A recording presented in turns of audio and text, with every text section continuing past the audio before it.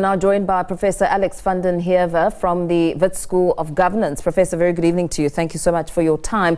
In trying to assess the city's readiness for the G20 and calls by President Cyril Ramaphosa, who said, he's challenging officials to ensure that they prepare and ensure the city is ready and return to its former glory by November. How credible is this claim that it will indeed be ready to host the G20 summit in November, given the previous service delivery challenges? I mean, we've just listened to elderly people in Soweto saying they want consistency. Well, we are far from being returned to any former glory at this stage. So to a large extent, a lot of the so-called delivery to date has been largely performative and focused on the G20 rather than on the citizens of Johannesburg, which is what you want from a city government. It is wrong that you have an exclusive, narrow, short-term focus on trying to look good for an event, because you have to do that because you've effectively failed to run a proper city. And there's no evidence that, in fact, the long-term deep problems that have arisen over the last sort of 10 to 15 years in Johannesburg are actually going to be addressed. And how might the G20 summit perhaps impact Johannesburg and South Africa's broader political and economical landscape, especially as we look to what the theme is about? I mean, we're talking solidarity, equality, sustainability. Well, we certainly fail on all of those fronts in South Africa and in Gauteng and in Johannesburg. We have very high rates of unemployment, poverty, inequality. We don't really have an organized system that balances society. In South Africa, we have the highest rates of unemployment in the world and inequality. So yes, it's easy to talk. Not so easy to do. And what you really require to do is to look at the deep problems and find ways of resolving them. But the problem is that we have a very, very short-term focus from a lot of the governments and a lot of corruption.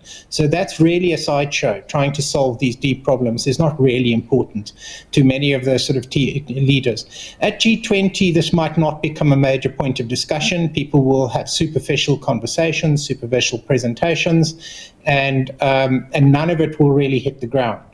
But it might be that we've showcased aspects of South Africa that make us look sort of reasonably good, but it's not going to make much difference to what actually happens here. And just expanding to that and what you touched on earlier, I mean, could this focus on preparing for the G20 divert resources and attention from other pressing social and economic challenges in Johannesburg and the country in its entirety?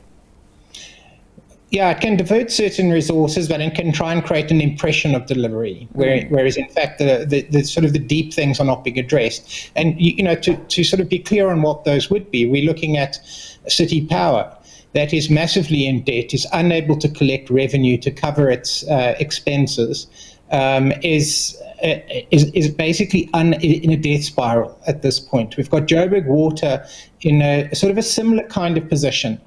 So we've got a city that doesn't actually collect its levies and its revenue in a manner that is sufficient to run the city properly and to make sure that it can maintain its infrastructure and develop in accordance with a vision.